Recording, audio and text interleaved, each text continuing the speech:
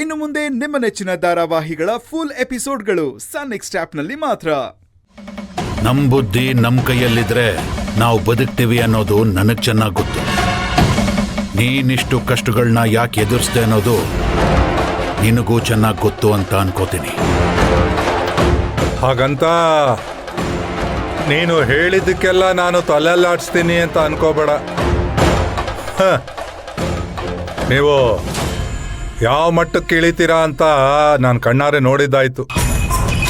ಇನ್ನೂ ನಿಮ್ಮನ್ನು ನಂಬ್ಕೊಳ್ಳೋದ್ರಲ್ಲಿ ಯಾವ ಅರ್ಥನೂ ಇಲ್ಲ. ಆಯ್ತಪ್ಪ, ನಮ್ಮನ್ನೆಲ್ಲ ಜೈಲಿಗೆ ಕಳಿಸಿ ನೀನೇನ್ ಸಾಧಿಸ್ತೀಯ? ಹೀಗೆಲ್ಲ ಮಾಡೋದ್ರಿಂದ ನಿನಗೇನ್ ಸಿಗತ್ತೆ?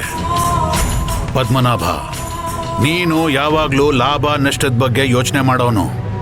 ನಮ್ಮನ್ನೀಗ ಎದುರಾಕೊಂಡ್ರೆ ನಿನಗಾಗೋದು ಬರೀ ನಷ್ಟ.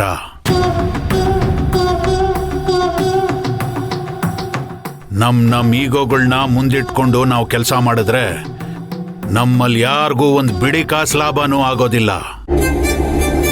ಹಾಗೂ ನಿಂದೇ ಗ್ರೇಟು ಅಂತೇನಾದ್ರೂ ಹೋದ್ರೆ ಬೀದಿ ಬೀದಿ ಹಣಾಗೋಗ್ತೀಯಾ? ಏಯ್, ಈ ಬೆಂಕಿ ಹಾಕೋ ಕೆಲಸ ಬೇಕೇನೋ ನಿನ್ಗೆ? ನಾವಿಬ್ರು ಮಾತಾಡ್ತಿಲ್ವಾ? ನಿನ್ನಂತ ಚೈಲ್ಡ್ನ ನಮ್ ಜೊತೆ ಸೇರ್ಸ್ಕೊಂಡಿದ್ದೆ ಒಂದು ದೊಡ್ಡ ತಪ್ಪು. ಒಂದ್ ಕೇಸಿಂದ ಆಚೆ ಬರೋದು ಎಷ್ಟು ಕಷ್ಟ ಅಂತ ಪದ್ಮನಾಭನ್ ಕೇಳು, ಅವನ್ ಹೇಳ್ತಾನೆ. ನಾನ್ ಹೇಳೋವರೆಗೂ ಬಾಲ ಮುದುರ್ಕೊಂಡು ಸುಮ್ನಿರು. ಮುನೇಂದ್ರ, ನನಗಂತೂ ಒಂದು ಕ್ಲಿಯರ್ ಆಗಿ ಅರ್ಥ ಆಗ್ತಾ ಇದೆ. ನೀವುಗಳು ಬಚಾವ್ ಆಗೋದಕ್ಕೆ ನಾನಂತೂ ಬೇಕು. ಆದ್ರೆ ನಿಮ್ ಕೆಲಸ ಆದ್ಮೇಲೆ ನೀವು ನನಗೆ ಹಲ್ವಾ ಕೊಡೋದಂತೂ ಗ್ಯಾರಂಟಿ ಅಲ್ವಾ? ಪದ್ಮನಾಭ, ಪದೇ ಪದೇ ಒಂದೇ ತಪ್ಪನ ಮಾಡೋನ್ನ ಮುಟ್ಟಾಳ ಅಂತ ಹೇಳಲ್ಲ, ಶತಮೂರ್ಖ ಅಂತ ಕರೀತಾರೆ. ಒಬ್ಬ ಕುರುಡ ಇನ್ನೊಬ್ಬ ಕುರುಡನ್ಗೆ ದಾರಿ ತೋರ್ಸಕ್ಕಾಗೋದಿಲ್ಲ.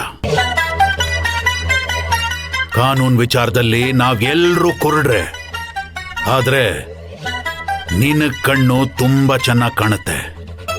ಅದಕ್ಕೆ ಕೈ ಹಿಡಿದು ದಾರಿ ತೋರಿಸು ಅಂತ ಕೇಳ್ಕೊತಾ ಇದ್ದೀನಿ. ಪದ್ಮನಾಭ, ಇನ್ ಮುಂದೆ ನಮ್ ಕಡೆಯಿಂದ ಯಾವುದೇ ತರದ ಮಿಸ್ಟೇಕ್ ಆಗೋದಿಲ್ಲ ಅಂತ ನಾನ್ ನಿನಗೆ ಭರವಸೆ ಕೊಡ್ತೀನಿ.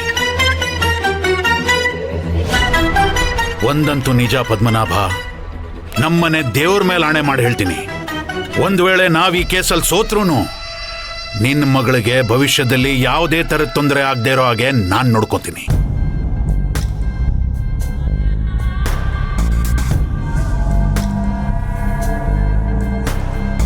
ಒಂದು ವಿಚಾರ ನೆನಪಿಟ್ಕೋ ಪದ್ಮನಾಭ, ನಿನ್ನ ಮಗಳಿಗೆ ಲೈಫ್ ಲಾಂಗ್ ಯಾವುದೇ ತರ ತೊಂದರೆ ಆಗದೆ ಇರೋ ಹಾಗೆ ನಾನು ನೋಡ್ಕೋತೀನಿ. ಇದಕ್ ಮೇಲೆ ನಾನಿನ್ನೇನು ಹೇಳಕ್ ಸಾಧ್ಯ? ಇಷ್ಟೊಂದೆಲ್ಲ ನೀನ್ ಮಾಡಿರೋದು ನಿನ್ ಮಗಳಿಗೋಸ್ಕರ ತಾನೆ? ಯೋಚನೆ ಮಾಡು ಪದ್ಮನಾಭ. ಕೈ ಜೋಡಿಸ್ತೀಯಾ, ನಿನ್ನ ಬಾಯಿಗೆ ನೀನೇ ಮಣ್ಣು ಹಾಕೋತೀಯಾ?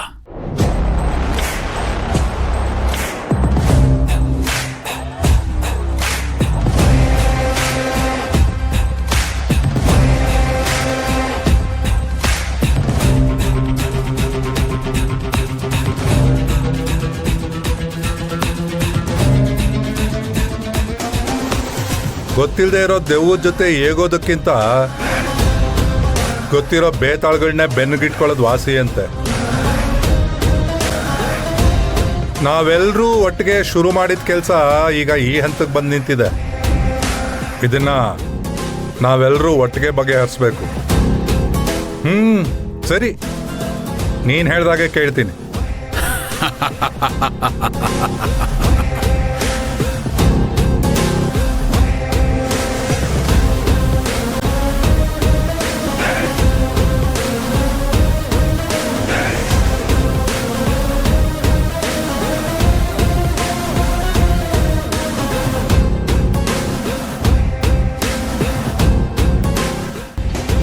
ಪದ್ಮನಾಭ, ನನಗೆ ಗೊತ್ತಿತ್ತು ಬುದ್ಧಿವಂತರು ಯಾವತ್ತಿದ್ರೂ ರಾಂಗ್ ಡಿಸಿಷನ್ ತಗೊಳ್ಳೋದಿಲ್ಲ ಅಂತ. ಸಾಹೇಬ್ರೆ, ನಿಮ್ ಕಾಂಪ್ರಮೈಸಿಂಗ್ ಸೆಷನ್ ಮುಗೀತಲ್ವಾ? ನಾನಿನ್ ಹೊಡ್ಬೋದಾ? ಸೆಲ್ಲಲ್ಲಿ ಇದ್ದು ಮೈಕೈ ಎಲ್ಲ ನೋವಾಗೋಗ್ಬಿಟ್ಟಿದೆ. ನಿದ್ದೆ ಬೇರೆ ಸರಿಯಾಗಿಲ್ಲ. ಹೋಗೊಂದು 2 ಕ್ವಾರ್ಟರ್ ಹಾಕೊಂಡು ಮಲಗ್ಬಿಡ್ತೀನಿ. ಹೇಯ್, ನಿಲ್ಲು. ಎಲ್ಲೋಗ್ತಾ ಇದೀಯಾ? ಇನ್ನೆಲ್ಲಿಗೆ? ಸತ್ಯಮೂರ್ತಿಯವ್ರ ಮನೆಗೆ. ಹೇಯ್ ಮುಟ್ಟಾಳ, ಇಷ್ಟೊಂದೆಲ್ಲ ಆದ್ಮೇಲೂ ನೀನ್ ಯಾವ ಧೈರ್ಯದ ಮೇಲೆ ಅಲ್ಲಿಗೆ ಹೋಗ್ತಿದ್ಯೋ? ಈಗ ನೀನ್ ಆ ಮನೆಗೆ ಹೋದ್ರೆ ನಿನ್ ಕೈ ಕಾಲೆಲ್ಲ ಲ್ಯಾಪ್ಸ್ ಮಾಡ್ಬಿಡ್ತಾರೆ. ಹುಷಾರ್. ಅರ್ಥ ಆಗ್ಲಿಲ್ವಾ? ಲೇ, ಈ ಕೇಸು ಇತ್ಯರ್ಥ ಆಗೋವರೆಗೂ ನೀನ್ ಯಾರ ಕಣ್ಗೂ ಅಲ್ಲಿ ಕಾಣಿಸ್ಕೋಬಾರ್ದು. ಮತ್ತೆ ನಾನೆಲ್ಲಿ ಉಳ್ಕೊಳ್ಳೋದು ಸರ್? ಈ ಮ್ಯಾಟ್ರು ಕ್ಲೋಸ್ ಆಗೋವರೆಗೂ ನೀನು ಪದ್ಮನಾಭ ನಮ್ಮ ಹಳೆ ಮನೆಯಲ್ಲಿ ಉಳ್ಕೊಳ್ಳಿ. ಪದ್ಮನಾಭ, ನಿನಗೇನು ಅಭ್ಯಂತರ ಇಲ್ಲ ತಾನೆ? ಸದ್ಯಕ್ಕೆ ಸೇಫ್ಟಿ ಪ್ಲೇಸು ಅಂದರೆ ಅದೇ. ನನಗೇನು ಅಭ್ಯಂತರ ಇಲ್ಲ. ಆದರೆ ಈ ಮುಠಾಳ ಬಾಯಿ ಕಟ್ಕೊಂಡಿರ್ಬೇಕು ಅಷ್ಟೇ. ದೊಡ್ಡವ್ರು ಹೇಳದ್ಮೇಲೆ ಆಯ್ತು. ನನ್ನ ಪಾಡಿಗೆ ನಾನು ಇರ್ತೀನಿ, ನಿನ್ನ ಪಾಡಿಗೆ ನೀನು ಇದ್ಬಿಡು. ಗುಡ್. ಹೊರಡೋಣವಾ? ಆಗ್ಬೋದು.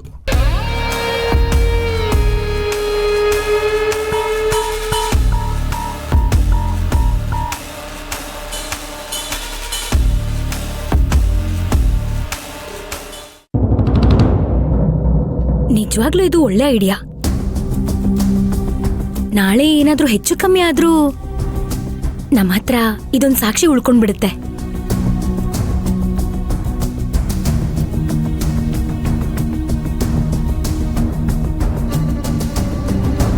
ಕರ್ಣ, ಸುಬ್ಬಿ, ಏನು ಯೋಚನೆ ಮಾಡ್ತಿದ್ಯಾ? ಸರಿಯು ಬಗ್ಗೆ. ಅವಳ ಬಗ್ಗೆ ಯೋಚನೆ ಮಾಡೋದೇನಿದೆ? ಅವಳೊಬ್ಳು ಸ್ವಾರ್ಥಿ. ಅವಳ ಅಪ್ಪಂಗೆ ಅಪಾಯ ಇದೆ ಅಂತ ಗೊತ್ತಾದಾಗ ಶತ್ರುಗಳು ಅಂತನೂ ನೋಡ್ದೆ ನಮ್ಮ ಹತ್ರ ಸಹಾಯ ಕೇಳೋದಕ್ಕೆ ಬಂದ್ಲು. ಈಗ ನೋಡು, ಅವಳಿಗೆ ಅಪಾಯ ಇದೆ ಅನ್ನೋ ಮುನ್ಸೂಚನೆ ಬಂದಾಗ ಅಪ್ಪನ್ನೇ ಬಿಟ್ಟು ಹೋಗಿದ್ದಾಳೆ. ಇಲ್ಲ ಸುಬ್ಬಿ, ಅವಳು ಪರಿಸ್ಥಿತಿ ಹಾಗಿತ್ತು. ಅವಳು ಇಲ್ಲೇ ಇದ್ದಿದ್ರೆ ಅವರ ಅಪ್ಪನ ಜೊತೆಗೆ ಪೊಲೀಸರು ಅವಳನ್ನು ಬಂಧಿಸ್ತಾ ಇದ್ರು. ಅದಕ್ಕೆ ಪದ್ಮನಾಭ ಅವಳನ್ನ ವಿದೇಶಕ್ಕೆ ಕಳಿಸ್ಬಿಟ್ಟ. ನಾನು ಯೋಚನೆ ಮಾಡ್ತಾ ಇರೋದು ಅವಳು ಹೊರಟೋದ್ಲು ಅಂತ ಅಲ್ಲ, ಅವಳಲ್ಲಿ ಎಷ್ಟೋ ಬದಲಾವಣೆಗಳಾಗಿದ್ವು. ನಾವು ಕೂಡ ಅವಳನ್ನ ನಮ್ಮಲ್ಲಿ ಒಬ್ಬಳು ಅಂತ ತಿಳ್ಕೊಂಡು ಎಲ್ಲ ರೀತಿಯ ಸಹಕಾರ ಕೊಟ್ವಿ. ಅವಳು ಒಂದು ವೇಳೆ ಇಲ್ಲೇ ಇದ್ದಿದ್ರೆ ಬಹುಶಃ ನಾವು ಎಲ್ಲರೂ ಸೇರಿಕೊಂಡು ಅವಳೆಲ್ಲ ಸಮಸ್ಯೆಗಳನ್ನು ಬಗೆಹರಿಸ್ತಾ ಇದ್ವೋ ಏನೋ.